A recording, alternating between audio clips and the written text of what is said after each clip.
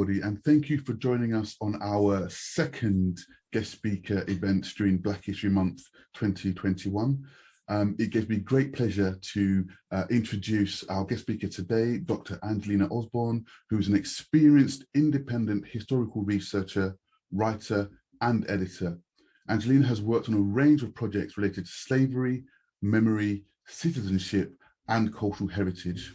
She has a wealth of experience on public history of slavery and emancipation, having worked on projects with museums, libraries, archives, non-governmental organizations, and community organizations. Angelina has presented programs on slavery and for Black presence in Britain on radio and television. She received her PhD in history from the Wilberforce Institute for the study of slavery and emancipation at the University of Hull, and her book, co-authored with Dr. Patrick Vernon, entitled 100 Great Black Britons, was published last year. It gives me great pleasure to finally welcome Dr. Angelina Osborne to join us to deliver a talk on the presence of Black Britons, particularly in the Southwest. Angelina, welcome. Thank you so much, Ollie, for that lovely introduction. Yes, it's all true, but when you hear it read back to you, it sounds rather odd and strange. But thank you very much to the University of Exeter Business School for inviting me to present this talk today. I'm very excited to be here with you this afternoon, and I do hope that you get something from this talk and that you enjoy it and that you learn something. And I also look forward to your questions after the presentation. So just to start, I will share my screen now.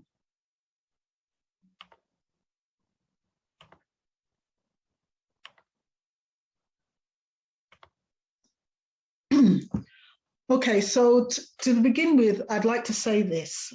With regards to the British historical narrative, we could say that we have a problem. Let's say that this problem has several aspects to it.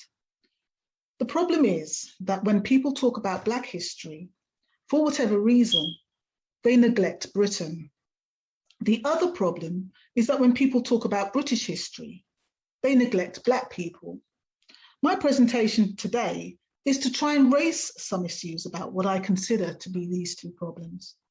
This presentation requires audience participation in the form of a quiz through which I will be posing questions to you throughout this talk, which really will assess how knowledgeable you all are and the ideas that you should be able to supply the correct answers. So let's see how we get on, and hopefully we can generate a stimulating and enlightening discussion. So when I ask the questions, just put your answer in the chat. Hopefully it should come up for me here as well. And that's how we'll do it. You don't have to call out or anything. So let's look at our first set of questions. Hope you can see all of those questions. Let me move this over here. So my first question is, can you name 3 famous Black individuals from British history that made a difference to the country's political landscape? That's the first question. Which country was the world's leading slave trading power in the 18th century? And can you name 1 or more institutions in which the money was invested? Which country can claim the biggest and first mass political movement? What was that movement? And in which country was the first book published by an African woman writer? So I'll give you about, I don't know, a minute to sort of think about that. And then why don't you just throw your answers in the chat?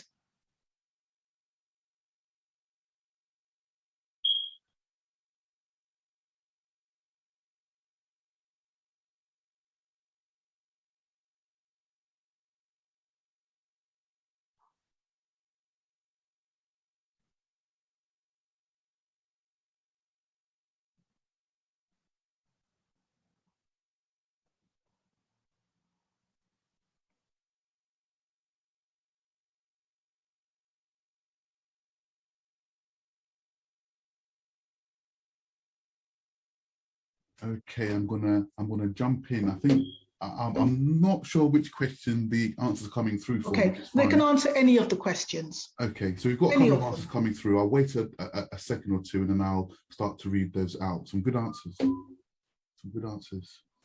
So we've had an answer. Yes, I've seen.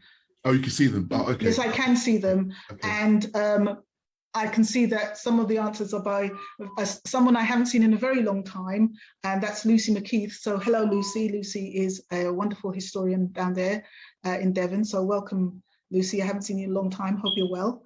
And she's given some great answers. So the answers that I see here for the first question, some famous Black individuals are, she's put Equiano, Lauda Equiano, Sancho, and David Olusoga. Okay. Somebody else has put Diane Abbott, William Wilberforce, Bernie Grant. Okay, so William Wilberforce is not of African heritage, I should say. And then in answer to the second question, which country was the world's leading slave trading nation? Britain, that's correct. And something that they invested in, somebody's put universities, that's correct. They have some universities were invested. And let's see here, which country can claim to be the biggest and first mass political movement? Somebody has put Britain. For question 2, someone's put the National Trust. I would say that's not correct, but I appreciate your effort. And somebody said investing railways. Okay, so the last one, which country was the first book published by an African woman writer? That was here in Britain. Okay, let's move on. Nothing's not, it's not moving. Ah, there you go. Okay, so some good answers. So thank you very much for your contributions. So this is a picture of the cultural and political activist, John La Rose. And John La Rose said this about the African Caribbean population in Britain. He said, "We did not become alive in Britain." And I believe that what he meant by that remark is that the histories of resistance, for example, in Africa and the Caribbean, foregrounded our experiences before we came here. The history of activism, for example, in Britain, happened in Britain. It's these experiences that have enabled Black Britons to be the protagonists in their own future.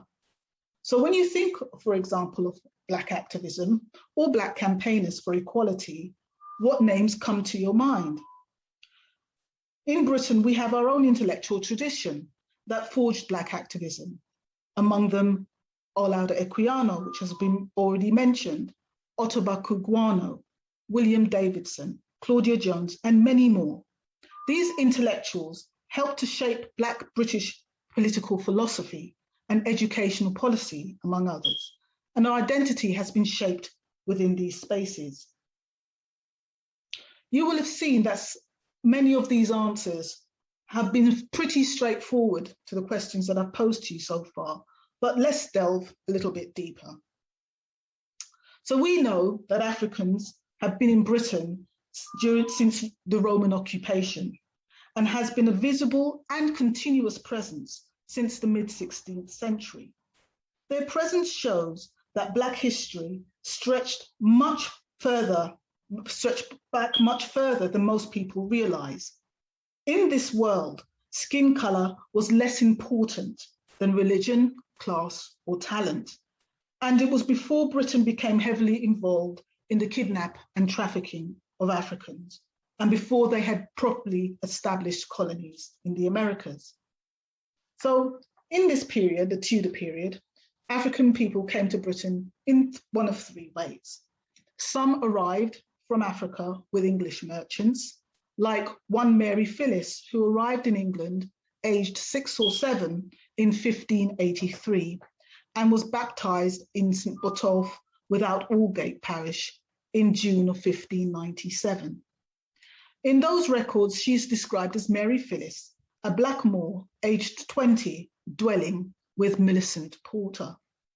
Mary said her father was Phyllis of Morisco, which is another word to mean Morocco, a blackamoor, being both a basket maker and a shovel maker. So according to the scholar Onyekonubia, this suggests that Mary's description of herself came from her and not from the person making the entry. She had the agency to name herself and describe her ancestry. And also this indicates that she had a Black sense of self, capable of influencing how her identity was seen. Another way that people came here from Africa, some arrived from southern European countries like Spain or Portugal, which had much larger Black populations, like Mary and Grace, who were servants to one Portuguese Dr. Hector Nunes, or they came as a result of privateering, where English ships would capture Spanish or Portuguese ships with Africans on board, or raided Spanish ports in what has been described as the New World. On arrival in England, many Africans became domestic servants, and many had skills, such as musicians, sailors, craftspeople, like silk weavers or needle makers, or divers, like Jack Francis, who had participated in one of the attempts to salvage items from the warship Mary Rose, which had sunk in 1545. Here, hopefully you can all see this. There is a carving of a Black saint on the altar panelling in the parish church of St. Mary's in Uffculme in Devon, dated from around 1530. The saint is St. Maurice, one of the few Black saints acknowledged in Western Europe. St. Maurice was a Roman soldier, which may fit with the armor that he's wearing in this carving. And he was also the patron saint of dyers and cloth makers, which was also one of the main businesses in Uffculme at the time. That said, his presence could also be a celebration or acknowledgement, rather, of African Christian allies of the Christian crusades that were led in the 13th century by the Holy Roman Emperor Frederick II. We also have the sea captains that you may also recognize here. Sir John Hawkins, born in Plymouth, Sir Walter Raleigh, born near Sidmouth, and Sir Francis Drake, who was born near Tavistock. William Hawkins, who was John Hawkins's father, organized trading expeditions to West Africa in the 1530s. What people don't realize is that England was trading with Africa during the Tudor period. What were they trading? Well, they were trading in gold and ivory. And John Hawkins, the son, is really recognized as being one of England's first slave trader, trading and trafficking in African people. So in the 1560s, Hawkins undertook voyages to Africa and the Caribbean in order to enter the trade in enslaved people. On the first English triangular trade in 1562, he captured around 300 people from the Guinea coast.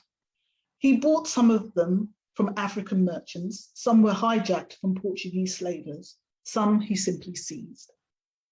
He took his captives to the Caribbean island of Hispaniola, which is today Haiti and the Dominican Republic, where he sold them to the Spanish for £10,000 worth of pearls, hides, sugar, and ginger.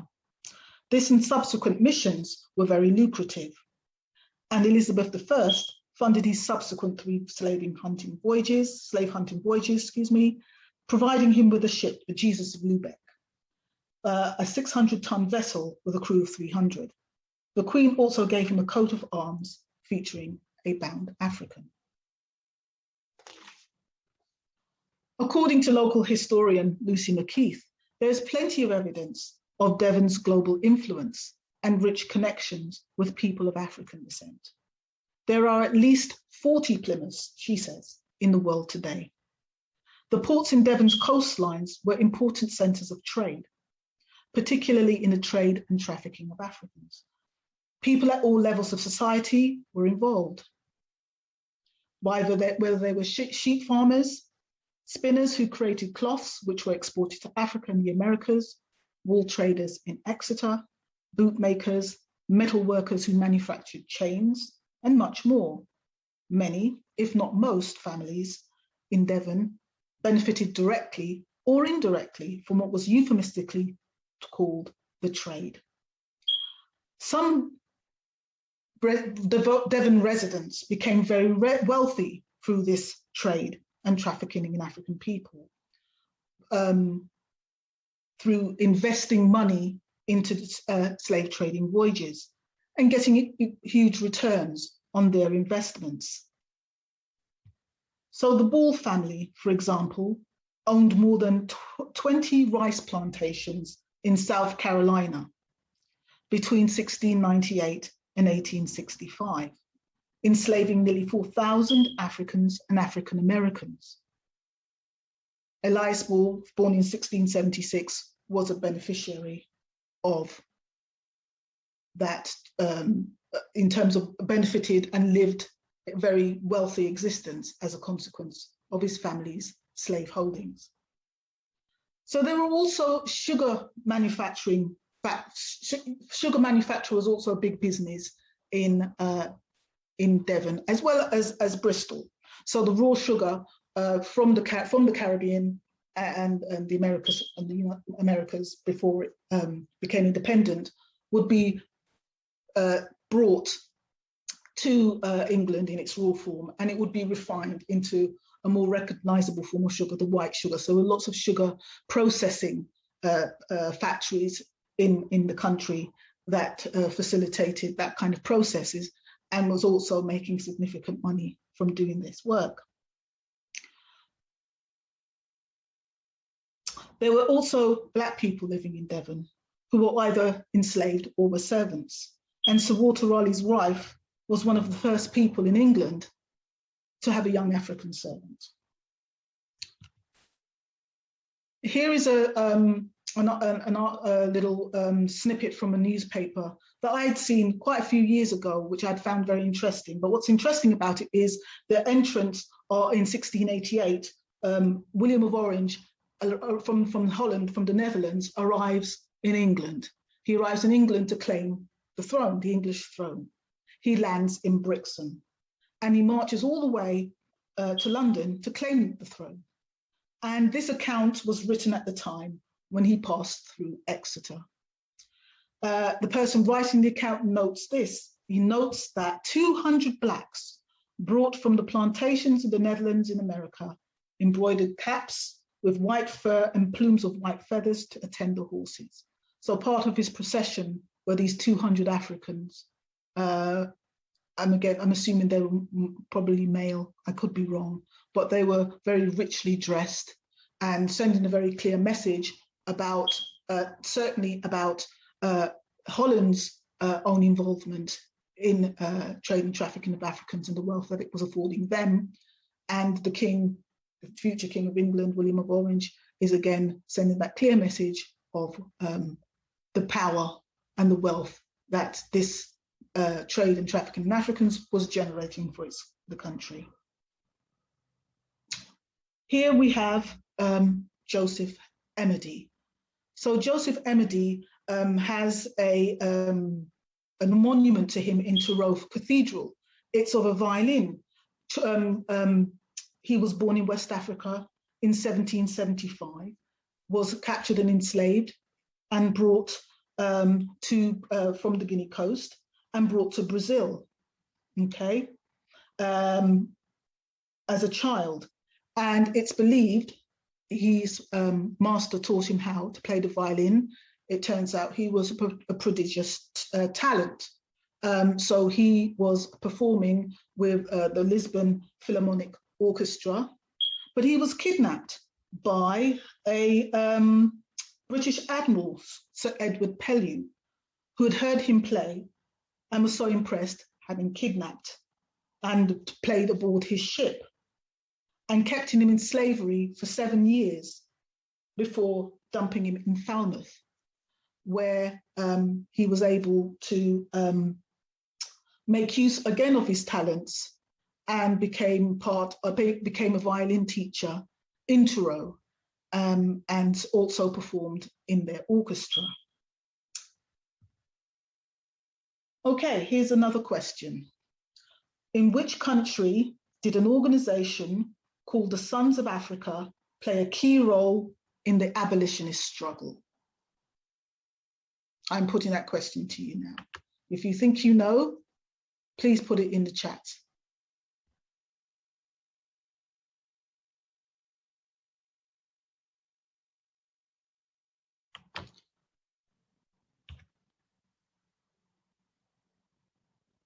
Okay, well, I'll tell you, it's a tricky question.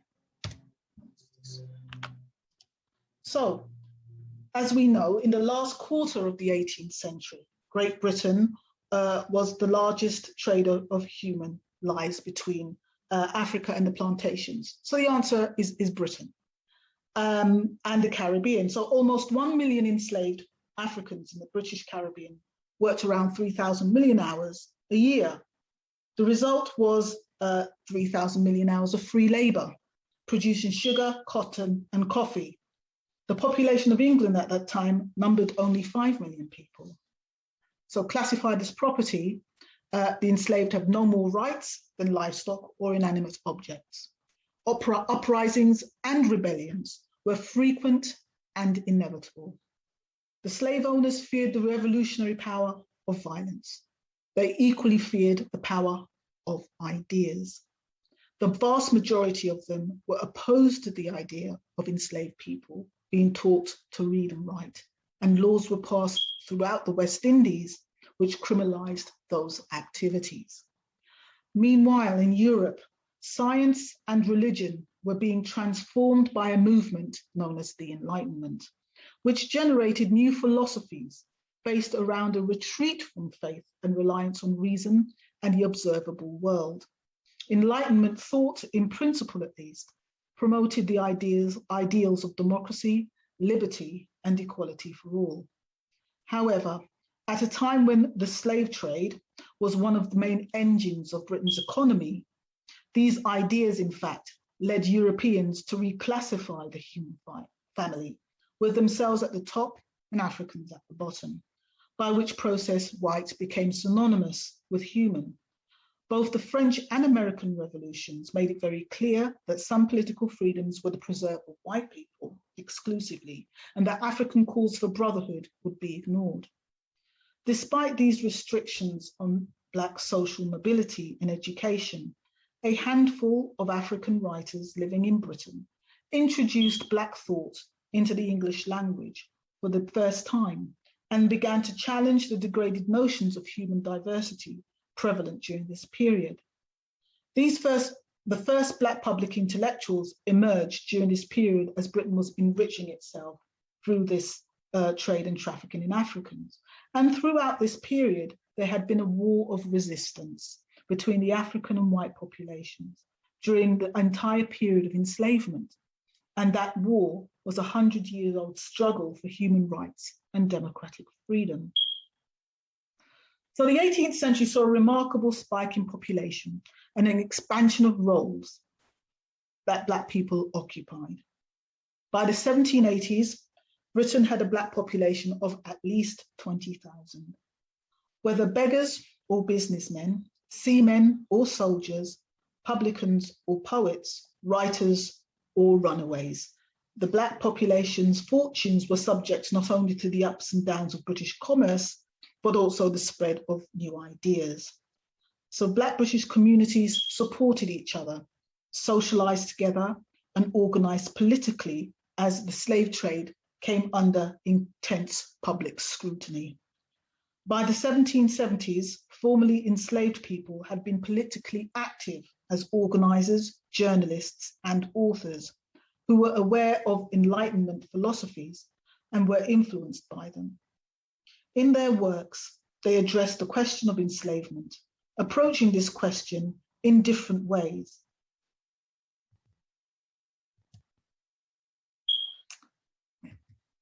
So the first British slave narrative was a short account of Albert Ugasaw Gronissaw, who had been captured as a child in northern Nigeria and enslaved in New Jersey.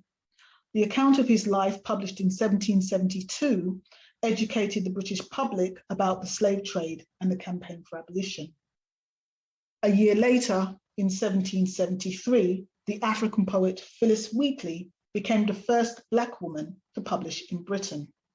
Ignatius Sancho, the only known Black man to hold the right to vote in England in the 18th century, was a poet, playwright, and diarist, that's him there on the left, who moved within London's literary circles and whose diary entries reflected on the Gordon riots of 1780, slavery, literature, and politics. Both Wheatley and Sancho's writings cannot, however, be described as abolitionist, rather as interested in a spread of ideas. Both Olaudah Equiano and Ottobah Cugoano were at the center of the abolitionist cause in Britain, where they both achieved a public platform. Cugoano's thoughts and sentiments on the evil and wicked traffic of the slavery and commerce of the human species, published in 1787 in Britain, was the first extended critique of slavery by an African writer that went beyond the position of many white abolitionists, demanding not only an end to the trade and trafficking of Africans, but also their immediate emancipation in the Caribbean. Both Equiano and Cugoano relied on their own experiences when writing about enslavement. They were both members of the Sons of Africa, a London-based grouping of Black abolitionists active throughout the 1780s and 90s. They were part of a network of information and news from Africa, the slave ships and slave colonies. Equiano's 1789 autobiography, The Interesting Narrative of the Life of Olaudah Equiano or Gustavus Vassa the African, remains one of the best known and durable works produced by a formerly enslaved person, charting his childhood in present-day Southeast Nigeria, through slavery in West Africa, Barbados, and Virginia, and having purchased his freedom in Montserrat. According to the historian James Walvin, it is the most complete of British slave narratives, running in his lifetime to 9 editions. Its description of Benin and the Middle Passage, and his feelings and reflections of his ordeals, as well as his tales of his global travels. His story challenges the racist defamations of African people. His account of his home and its culture, and of its culture and politics and geography, portrays Africa in its truest light beyond slavery. The third key British slave narrative was The History of Mary Prince, which appeared in 1831, and it's a vivid account of the lived experience of enslavement. In her biography, we learn the ways that Mary was able to demonstrate agency for herself, in the small ways she resisted, often holding up a mirror to her owner's behaviors. These early works, according to Henry Louis Gates, are self-conscious, self-reflexive, intellectual products. Each author is aware of their audience and carefully construct ways of being within a world that has racialized them. And their narratives challenge the reader to rethink human relationships between Black and white, free and enslaved. Next question. Which country had an empire on which the sun never set? This is an easy one. That's right, it is Britain. Thank you. So in these questions, you can see some of the problems in presenting history. To have a mass movement, the biggest political movement in Britain's history in which Africans played a leading role, and for it not to be a much more widely known aspect of British history is an amazing fact. How is this possible? To have a country that once possessed the largest empire in the world, which included many parts of Africa, the Caribbean and Asia, to not have a broader knowledge of that empire in terms of those who challenged British hegemony and resisted the notion of accepting that hegemony. I have some more questions here just to widen the issue of Black history a little further. In which country was the book considered to be the first novel written by an African-American novelist published? Which country? Answers in the chat, please.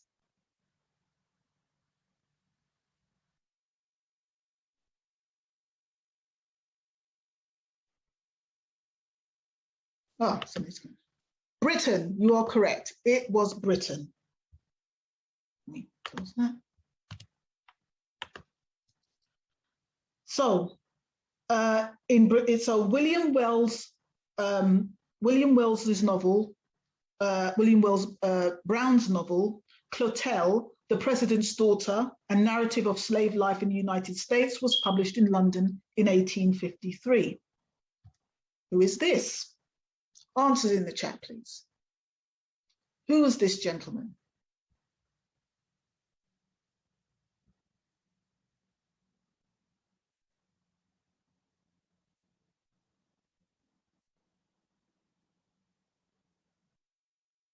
Okay, nobody has an answer for me. Okay, so this, somebody's put something. It is indeed Frederick Douglass. Frederick Douglass, the abolitionist, African-American abolitionist, former enslaved person, writer, editor, and statesman.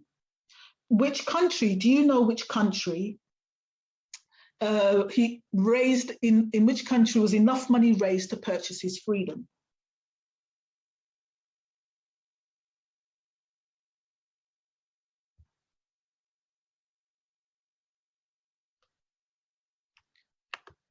Yes, it was Britain, absolutely.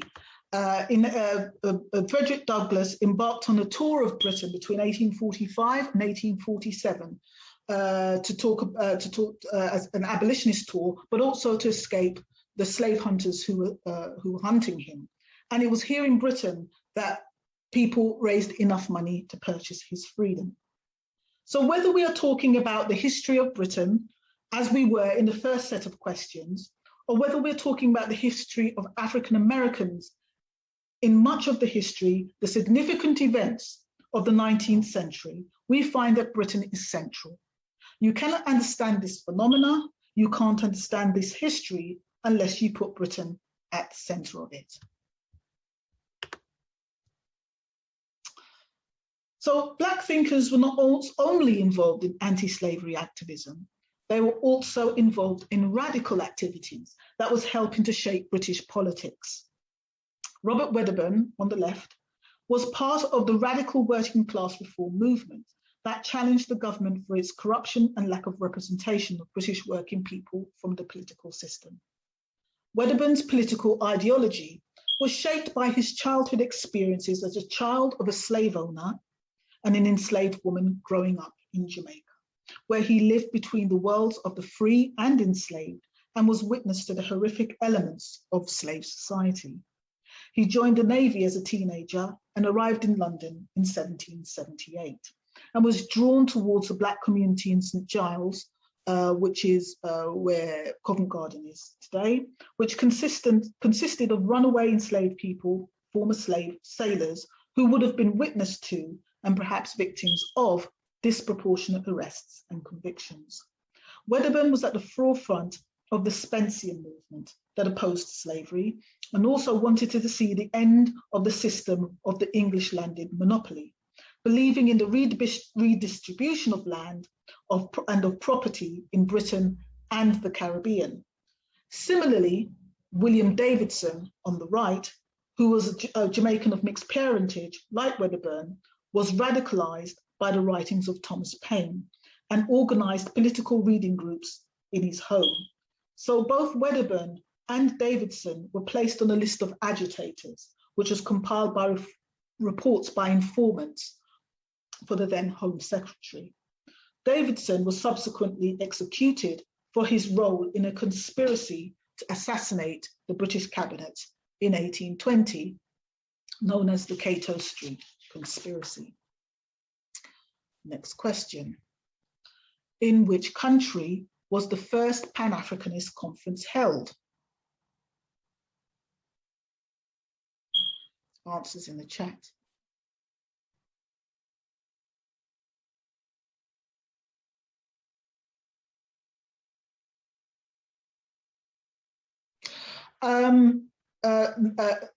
It was Britain.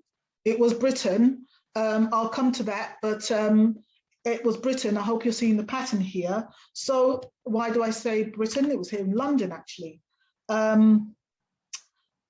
Henry Sylvester Williams in 1900, a Trinidadian, and of course by extension of Britain, because Trinidad was part of the British Empire, was one of the main conveners of the conference.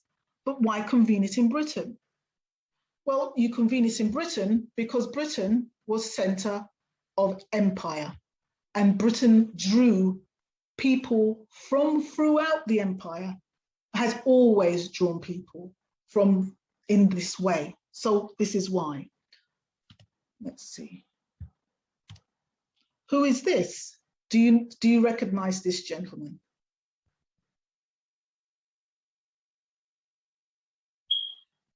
Anyone?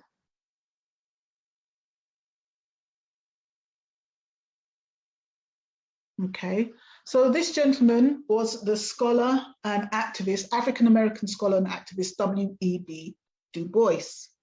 Oh, somebody's put it maybe in. Yes, that's correct. W.E.B. Du Bois, who was the first African-American person to achieve a PhD from Harvard, and was a leading activist, civil rights activist and scholar. Lived a very long time, very important activist in the United States, was the editor of The Crisis, I think one of the co-founders of the NAACP, and many other activities, firsts. W.E. Du Bois proclaimed this, made this particular proclamation. He said, the problem of the 20th century is a problem of the color line. And which country did he proclaim this, make this important pronouncement?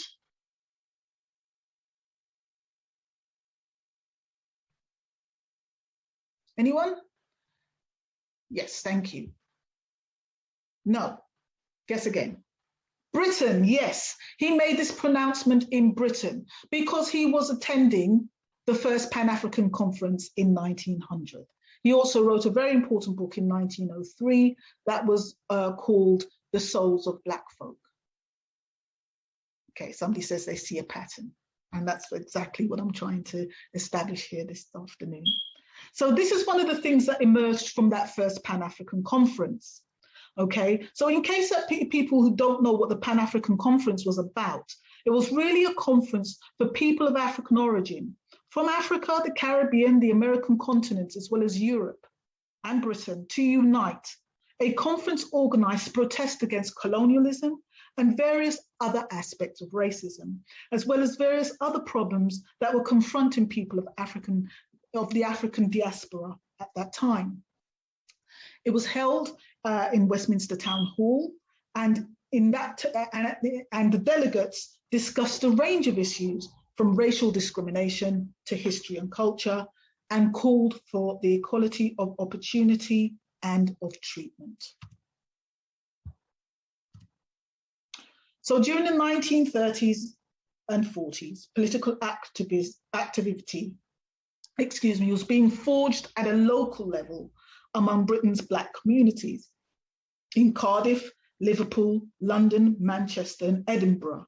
So you had organizations like the African Union in Glasgow, London's Communist Negro Welfare Association, the Negro Welfare Association in Manchester, but most prominent was the League of Coloured Peoples, founded by Dr. Harold Moody in 1931. Moody felt there was a necessity for an organization that could do something about the racism in British society and that could support Britain's Black communities. Moody's concept of Black Britishness was fundamental in challenging the perception that Blackness and Britishness were incompatible. At the heart of his work was the view that Black British communities were permanent presences. Its journal, called The Keys periodical, provided a space for Black intellectuals, from anti-colonial activists to radical Pan-Africanists. The League of Coloured Peoples was an early strand of Black British thought and activism that still persists today. It was reformist, church-aligned, fostering good race relations and community cohesion. Next question. In which country did the most famous of all the anti-colonial Pan-African congresses take place in 1945? There should be absolutely no problem in answering this question. Yes, Britain, absolutely correct. It was in Manchester. So this conference was a major event of the 20th century because decisions made here led to the independence of African countries from British colonial rule. It brought together intellectuals and activists who would become influential leaders in African independence movements and the American Civil Rights Movement. So Du Bois was also present at this conference, as well as Jomo Kenyatta becomes the first Prime Minister, Black African Prime Minister of Kenya, and Kwame Nkrumah, who became the first president of what he renamed Ghana, which was the Gold Coast. And it was organized, one of the key co-organizers was George Padmore. So let's next question. In which country did a communist start Europe's largest street festival? In which country?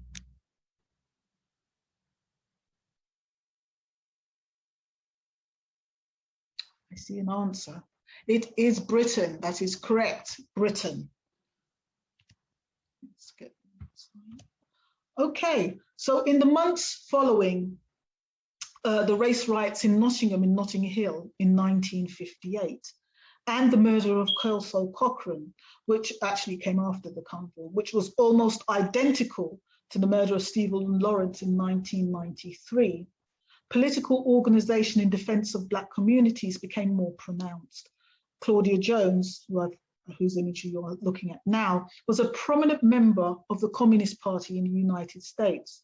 And she was deported to England, Britain, in 1955, where she set about organizing Caribbean communities in political and cultural ways.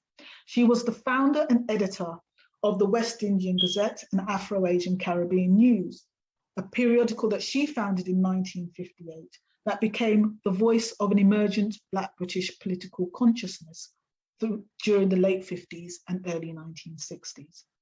Jones represented an intellectual path that positioned Black women and their labor at the heart of liberatory possibilities. She used the Gazette as the main outlet of her political work, and she envisioned the paper as a tool in the formation of a Black British identity. So in January of 1959, which I have after the so-called race riots in England, in Britain, she established with others the London Carnival, which was held at St Pancras Town Hall in 1959. There's an image of it there, and it was actually filmed by the BBC at the time. So the main point of my presentation today is to say that it is impossible to look at what anyone would call Black history, and here I'm referring to the history of the African diaspora over the last 500 years, without focusing on Britain. This is an absolute impossibility. Unfortunately, too often when people talk about Black history, it seems to be something which is located somewhere else. We should be talking about what's going on in Britain and what has gone on in Britain, which is part of our history. It is a history essential to both the history of the African diaspora and the history of Britain itself. It's impossible to study the history of Britain for the last 500 years without looking at the history of people of African Caribbean origin, whether here in Britain, in Africa, or the Caribbean, because those regions were once part of the British Empire. Why is this history important? Today, despite the accounts of Black British history being more prevalent in the public consciousness, this history is barely a feature in the curriculum in schools, and very few university departments teach it. There might be a general recognition, for example, that the Empire Windrush docked in Tilbury in 1948. But beyond that, people of African and Caribbean heritage are largely written out of British history. As citizens of the 21st century, we have the right to be enlightened about the world in which we live. If the world in which we live is continually presented in a false way, in a distorted way, then it's very difficult for us to understand it. And this is very often done with the past. History is a way of understanding the past in order to understand the present. If there is a distortion of this past, all kinds of things are left out, neglected, omitted, downplayed, and then we have a false picture. We should be drawing lessons from the fact, for example, that the abolitionist movement was the largest in British history.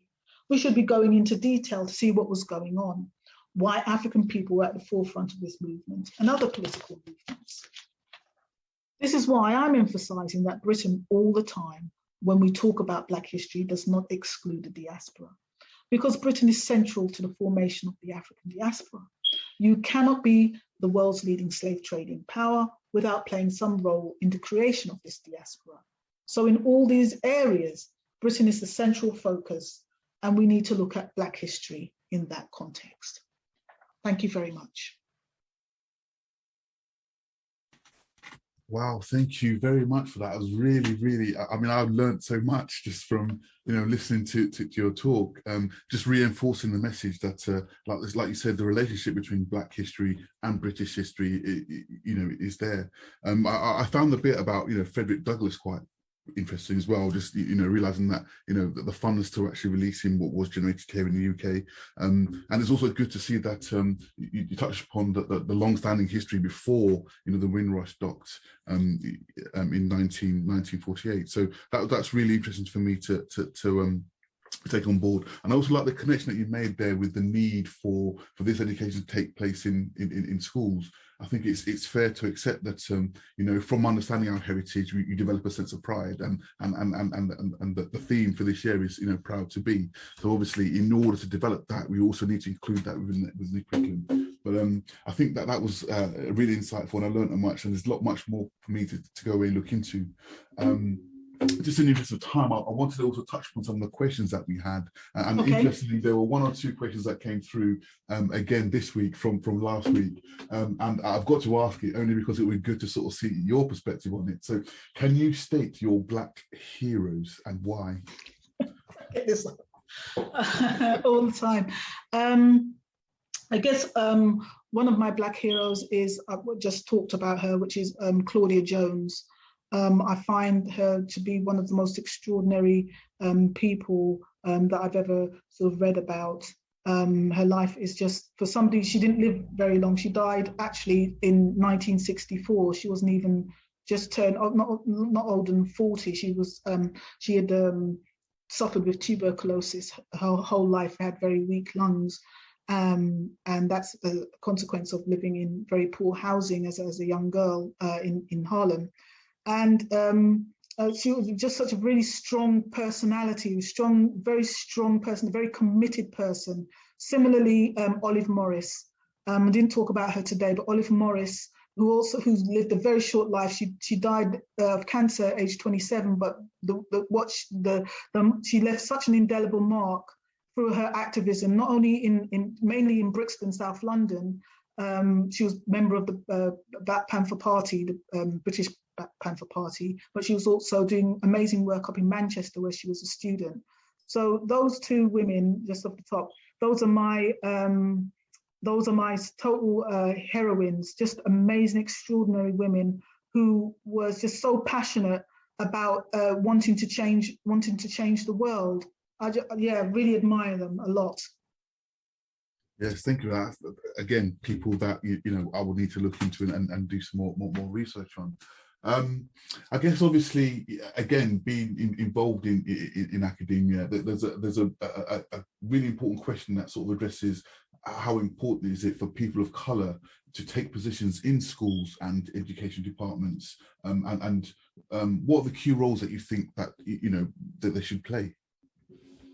Okay, so I'm not in I am in academia. I'm not in academia. I do teach courses at universities. I teach Black British course at Birkbeck, and I've taught at SOAS, but I'm not like properly within the kind of academic machine. I should say. So I will be frank. I think that we must, certainly there should be many more teaching staff, like lecturers at all levels, not just was it sessional lecturers. They should be sort of permanent lecturers, senior lecturers, professors, many more professors. We know how few Black professors there are in this country. I think there's less than maybe 50, between 50 and 70, but not that many. Okay, and not all of them, a larger proportion of them are male, not female. So definitely should be part of the decision-making processes in terms of course content. I think that in terms of wider participation and diversity and inclusion is the responsibility of all people that work within academia. It should not just be something that is a job that should be given just to people of African heritage. That's just my personal view. But I think it's really at the much more senior levels. You know, they should be much more visible at much more senior levels and driving that kind of policy. But I'm not a policy wonk either. So, but I think that there should be many more people in policy. We should be a lot more visible, not just to be visible, but to be making those important decisions. Yeah, not just to say we have X amount of, we have a critical mass of Black lecturers in this particular department. It shouldn't just be history department. It should be all departments, of course. It's not just about visibility, it's about them lending their views that will drive policy at the end of the day. That's my personal view. Yeah, I think that's really important. I think it's a foundation for inclusion. If you're going to be inclusive in your approach, and obviously you need stakeholders from a broad cross section to have the opportunity to put for their voice as far as decision making is concerned. So that's a wonderful answer. And there's two more, but the one that I want to follow on next is actually sort of trying to gauge your thoughts on the term that is decolonization in academia. I know different institutions might have slightly different terminology, but I just want to sort of gauge your thoughts on that. Okay, so decolonization, that's a really tricky one, because that can just mean, some people might just mean, oh, we just get some, just more Black writers, but it's really, I think it's really kind of a sort of deeper kind of intellectual engagement, which is really kind of critiquing the work of, if you're, for example, in philosophy, the philosophy departments, in your department, are you looking at philosophy of race? Are you looking at Black philosophers? Are you looking at their work? Are you critiquing the work, the contributions of European philosophers, for example? It's not just, I mean, it's a really tricky one because it means so many things to different people, but I just think it's just really a lot of deconstructing. So this, for example, there's a book, it's a series of lectures that were presented by Toni Morrison, and she really deconstructs the American European literary canon. Okay, and she looks at, for example, I think it might be Fear of the Dark or Plainly in the Dark. It's a series of lectures by Toni Morrison. I think it came out, I don't know, in 94, 95, something like that. And she really deconstructs, like really some of who are considered to be the leaders of the American literary canon and how they represent and Black characters, or discuss race in their books, or not discuss race. What does that mean? What's your explores significance in that way? And I think maybe that kind of treatment, for example, is really deconstruct what has been created, the knowledge that has been created around African history, philosophy, art, and culture, because we know, for example, that a lot of these disciplines, sociology, history, these are creations during the colonial period, and anthropology, all of these things need to be deconstructed to understand, because they have been, for example, very harmful to people of African heritage and people of color and other people of color. They've been very harmful in their interpretations and understandings. So even, for example, we could just even talk about how Egypt is represented. Dr. Seligman, whose work on Egypt, saying that Egyptians, they weren't, the original Egyptians, they weren't black. For example, there's this position that they weren't Black African, and that being able to be in control of that narrative for such a long time without it being properly challenged. And people coming along like Cheikh Anta Diop doing this amazing work to prove that Egyptians, his research, and the fact that he wasn't even able to get into a university, wasn't able to get a university job, is very instructive. That they did not want him to be present, to be challenging these shibboleths, to be challenging these entrenched notions. So I think decolonization is really understanding why this particular discipline was created and established the way that it was, and what we need to do to deconstruct it. And people like, I think he's at the University of West London. I think somebody like William Les Henry is doing amazing work. For example, he's got a master's in doing a master's degree in sort of deconstructing these kinds of ideas. So I just think that's for me as perhaps what decolonization kind of could mean. Wonderful. That's a great answer, and I love the fact that you also bridged a connection to a guest that a guest that we had on last year also touched upon this particular area, especially with the lack of representation. And I also love the fact that you built upon that by talking about the nature of the content and having discourse about how that was formed, and that deconstruction process, almost like the reverse engineering process, is truly wonderful. And I can't wrap up just yet, because there was actually another comment that came through in relation to your book, the book that you co-authored with Dr. Patrick Vernon, that came out last year, and it just says, I love your book, The 100 Great Black Britons, and I know that the original campaign came from the fact that there was so little representation in the Black Britons in the Black Britain, in the 100 Greatest Britons campaign that was launched in 2003. The question really is, do you think there was another campaign to find 100 Greatest Britons today, there would be more Black Britons represented? I really hope that it would be, and I think that it probably would. I think so. Wonderful. I think so. Wonderful. Honestly, I can't thank you enough for joining us today and sharing your wisdom, and actually starting to generate the awareness and building on the idea that Black history is British history, and they should not be in isolation. They need to be taught and researched together. That's truly wonderful. I really appreciate that, and speak to you soon. Thank you very much for having me. Thank you so much.